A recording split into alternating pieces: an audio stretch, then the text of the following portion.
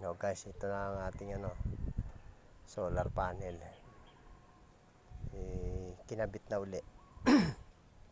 Mainit na. Ayan. Sobra init na. Kaya maganda na harvest niyan. Ayan guys. 500 watts yan, tatlong yan. 550 pala. Ayan guys. Dadagdagan pa natin yan. I-upgrade pa.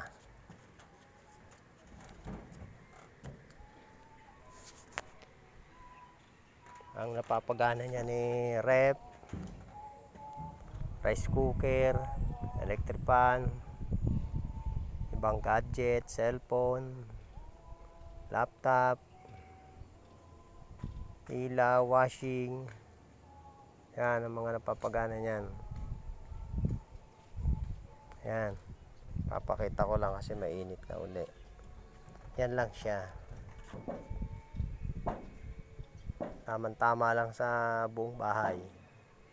Simple lang yan. Maliit na setup lang yan. Kasi pag malaki daan libo na, di na kaya ng budget. Yung iba hindi kaya. Ito yung DIY lang. Affordable setup.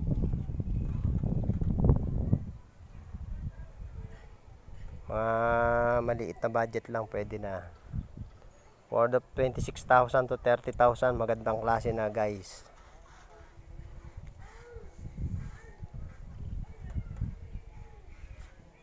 Buong bahay nyo na masusuplayan yan guys. Yan. Basta maganda ang battery nyo. Tsaka board na setup guys. Yan. Sige, hanggang dito na lang. Pinakita ko lang. Tayo bababa na. Patay malaglag. Bababa na tayo. Iayos ko lang to. Guys, hanggang dito na lang. Ayun yung tatlong ang pinakamalalaking solar panel. Ayun. Sige guys, thank you very much. Huwag nyo kalimutan mag like, subscribe at follow. Thank you very much. God bless. Wala na tayong bagyo. Salamat. Thank you Lord.